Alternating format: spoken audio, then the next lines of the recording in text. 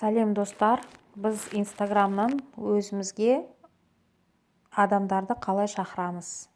Инстаграм таңдайсыз, өзіңіздің бастапқы бетіңізге кіресіз, бастапқы парақшаға. Ол былай болады, е? Мына 3 цифра түсінесіздер. 82 ол 82 мына жерде жариялаған видео немесе фотоларыңыз. 2738 ол сізге жазылған подписчиктер. 5089 ол сіз жазылған адамдар.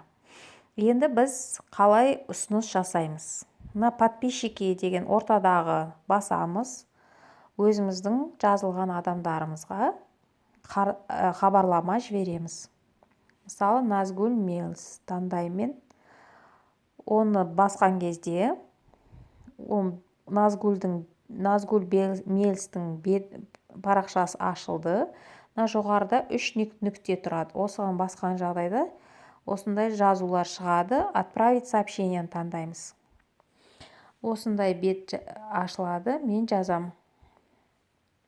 Мына жерге қолыңызды тигізген кезде жазу қойылатын жер табылады. Сәлем, Назгүл деймін.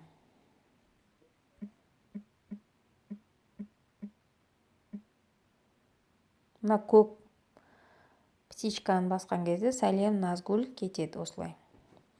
Ол маған жауап бергенін күтемін. Ол маған сәлем деп жауап берген жағдайда, қазір сіздерге көрсетемін. Қайтып өз парақшаңызға ораласыз. Мынау төмендегі иконкалардың үй иконканы басамыз. Басқан кезде мына жоғарыда фото, Инстаграм және мынандай самолетик сияқты значок шығады. Осыған басамыз. Ол біздің хабарламаларымыз жіберген, жазысқан хаттарымыз.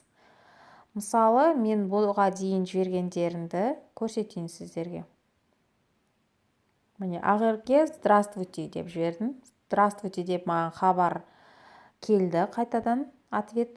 Енді мен мынандай жазу жазып жіберемін. Здравствуйте, меня зовут Карлгаш Данабековна, директор проекта VIP-бизнес. Я хотела бы узнать, вас интересует основной или дополнительный доход деп жазып жібересіз. Ол сізге жауап жазғанын күтесіз.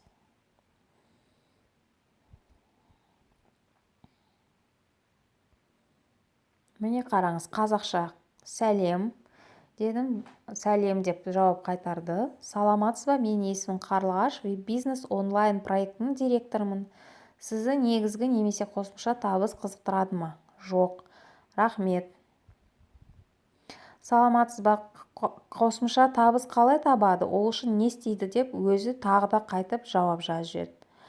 Мен оған, сіз маған WhatsApp номеріңізді жіберіңізші. Осы WhatsApp номер жібергеннен кейін, осы WhatsApp номерге шығып, ары қарай мәліметіңізді сол жерде бересіз.